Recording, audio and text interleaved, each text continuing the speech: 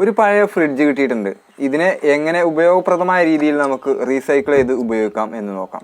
ഞാനിതിൻ്റെ ബോഡി അങ്ങോട്ട് കടത്തി വെച്ചിട്ട് അതിൻ്റെ ഉള്ളിൽ ടൂൾസൊക്കെ ഇട്ട് വെക്കുന്ന ഒരു മഞ്ചയായിട്ട് ഉപയോഗിക്കുകയാണ്. അതേപോലെ തന്നെ ഫ്രിഡ്ജിൻ്റെ അടിയിലുണ്ടാകുന്ന ആ ഒരു കംപ്രസറിനെ ഇങ്ങോട്ട് അഴിച്ചെടുത്തിട്ടുണ്ട്. ഇതൊരു നെബ്യൂലൈസർ ആക്കിയിട്ട് നമുക്ക് ഉപയോഗിക്കാൻ പറ്റുമോ എന്നാണ് നോക്കുന്നത്. അപ്പോൾ ആദ്യം ഈ കംപ്രസർ വർക്കിംഗ് ആണോ എന്നൊന്ന് ചെക്ക് ചെയ്യണം. അതിന് നമ്മൾ കണ്ടിന്യൂറ്റിയിൽ ഇട്ടുകൊണ്ട് ജസ്റ്റ് ഒന്ന് ചെക്ക് ചെയ്ത് നോക്കുക. വയറുകൾ ഏതൊക്കെയാണ് കണക്ട് ചെയ്യേണ്ടത് എന്ന് ടെസ്റ്റ് ചെയ്ത് നോക്കുക. അതേപോലെ തന്നെ വർക്കിംഗ് ആണോ എന്നും ടെസ്റ്റ് ചെയ്ത് നോക്കുക. അങ്ങനെ വയറുകൾ ഏതൊക്കെയാണ് എന്ന് നമ്മൾ മനസ്സിലാക്കിയതിന് ശേഷം നമ്മൾ 2 വയർ അതിൽ കണക്ട് ചെയ്യുക. ഞാൻ സാധാരണ ഒരു 1.5-ൻ്റെ 2 വയറിൻ്റെ കഷ്ണം എടുത്തിട്ടാണ് കണക്ട് ചെയ്യുന്നത്. ഇല്ലാതെ ഇതിനായിട്ട് വേറെ കോഡ് വയർ വാങ്ങിയിട്ടൊന്നുമില്ല കേട്ടോ. ശേഷം നന്നായിട്ട് ഇൻസുലേഷൻ ടൈപ്പ് ചുറ്റി കൊടുക്കുക. എർത്ത് ഇതിൽ ഞാൻ കണക്ട് ചെയ്യുന്നില്ല. ബോഡിക്ക് എർത്തും കൂടി കണക്ട് ചെയ്യുന്നത് നല്ലത് തന്നെയാണ്. പക്ഷേ ഇതിൻ്റെ ഫ്രെയിം നമ്മൾ മരം കൊണ്ടാണ് ഉണ്ടാക്കുന്നത്. അതുകൊണ്ട് എർത്തില്ലെങ്കിലും അത്ര വലിയൊരു സീനൊന്നും ഇല്ല. അതിനുശേഷം നമുക്കൊരു മരത്തിൻ്റെ പലകയുടെ കഷ്ണങ്ങൾ വേണം. അതെന്താണെന്ന് വെച്ചിട്ടുണ്ടെങ്കിൽ ഒരു ഫ്രെയിം കൂട്ടിയിട്ട് ഈ കംപ്രസറിനെ അതിൻ്റെ ഉള്ളിൽ ഫിറ്റ് ചെയ്യുന്നതിന് വേണ്ടിയിട്ടാണ്. അപ്പോൾ ഏകദേശം ധാരണ വെച്ചിട്ടുള്ള ഒരു അളവാണ്. ഒരു 9 ഇഞ്ച് വീതിയും ഒരു 12 ഇഞ്ച് നീളത്തിലുള്ള ഒരു 4-5 കഷ്ണങ്ങളൊക്കെ മുറിച്ചെടുത്തിട്ടുണ്ട്.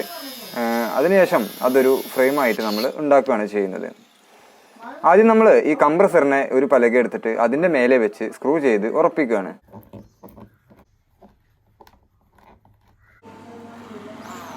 അതിനുശേഷം സൈഡിലായിട്ട് ഓരോ പലകകളായിട്ട് വെച്ച് സ്ക്രൂ ചെയ്ത് കൊടുക്കുകയാണ്. ആവശ്യം വരുമ്പോൾ അയച്ചെടുക്കേണ്ട കണ്ടീഷന് വേണ്ടിയിട്ടാണ് ഞാനിത് സ്ക്രൂ ചെയ്ത് ഉറപ്പിക്കുന്നത്. ആണി അടിച്ചാലും മതി കേട്ടോ. അങ്ങനെ ഓരോ പലകളായിട്ട് നമ്മളിങ്ങനെ സൈഡിലും ബാക്കിലൊക്കെ വെച്ച് കൊടുക്കുകയാണ്. ഇതിൻ്റെ പുറകിലായിട്ട് വരുന്ന ആ ഒരു പീസ് ഉണ്ടല്ലോ, അതിൽ നമ്മൾ കുറച്ച് വണ്ണത്തിലുള്ള ഒരു തുള കൂടി ഇട്ട് കൊടുക്കേണ്ടതുണ്ട്. അതായത് നമുക്ക് ആ ഒരു കംപ്രസർ നെബ്യൂലൈസറിൻ്റെ പർപ്പസിന് വേണ്ടിയിട്ട് കണക്ട് ചെയ്യാനുള്ള ആ ഒരു വാട്ടർ ലെവലിൻ്റെ പോലത്തുള്ള ആ ഹോസ് ഉണ്ടല്ലോ, അത് കണക്ട് ചെയ്യാൻ വേണ്ടിയിട്ടാണ് കേട്ടോ. നമ്മൾ നെബ്യൂലൈസറിനൊക്കെ ഉപയോഗിക്കുന്ന മാസ്കാണ് ഇത്. നമ്മൾ മെഡിക്കൽ ഷോപ്പിലൊക്കെ വാങ്ങാനായിട്ട് കിട്ടും. 250 രൂപയാണ് ഇതിൻ്റെ വില. ആ ഒരു തുളയിലൂടെ അതിൻ്റെ പൈപ്പിനെ ഉള്ളിലേക്ക് ഇട്ടിട്ട് കംപ്രസറിലേക്ക് ടൈറ്റ് ചെയ്ത് കൊടുക്കുക. മാക്സിമം ടൈറ്റ് ചെയ്ത് കൊടുക്കുക. ഊരിക്കഴിഞ്ഞാൽ വീണ്ടും ഈ ബോക്സിനെ അഴിച്ചെടുത്തിട്ട് നമുക്കിത് ഫിറ്റ് ചെയ്യാനായിട്ട് പറ്റുള്ളൂ. അതിനുശേഷം മുകളിലുള്ള ആ ഒരു ഷീറ്റും കൂടി നന്നായിട്ട് സ്ക്രൂ ചെയ്ത് ഉറപ്പിക്കുക.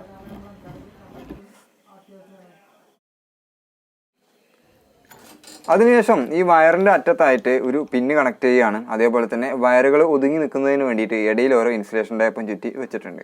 ശേഷം ഒന്ന് ടെസ്റ്റ് ചെയ്ത് നോക്കിയതിന് ശേഷം നമ്മൾ ഇതൊന്ന് പെയിൻറ്റ് ചെയ്തെടുക്കുകയാണ്. സാധാരണ ഒരു മാറ്റ് ബ്ലാക്ക് അടിച്ചിട്ടാണ് നമ്മളിത് ഒന്ന് വൃത്തിയാക്കി എടുക്കുന്നത് കേട്ടോ.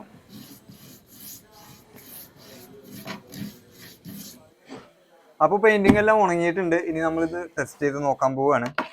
അതിന് മുമ്പായിട്ട് ഈ മാസ്ക് ഉണ്ടല്ലോ, മാസ്കിൽ കുറച്ച് വെള്ളം ഒഴിച്ചു കൊടുക്കുകയാണ്.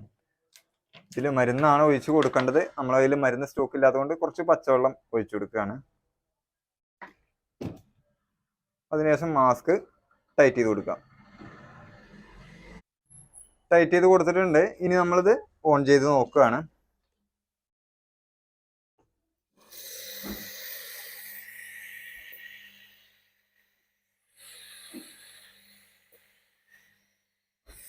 സംഭവം നല്ല പെർഫെക്റ്റ് ആയിട്ട് വർക്ക് ചെയ്യുന്നുണ്ട്.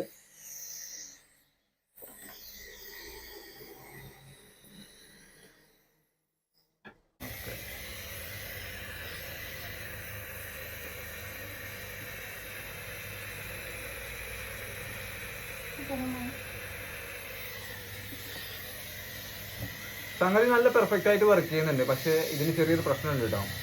ഫ്രിഡ്ജിൻ്റെ കംപ്രസർ ആയതുകൊണ്ട് ഈ കംപ്രസർ ആദ്യം നിലവിൽ പ്രവർത്തിച്ചുകൊണ്ടിരിക്കുന്നത് ഗ്യാസിനാണ്.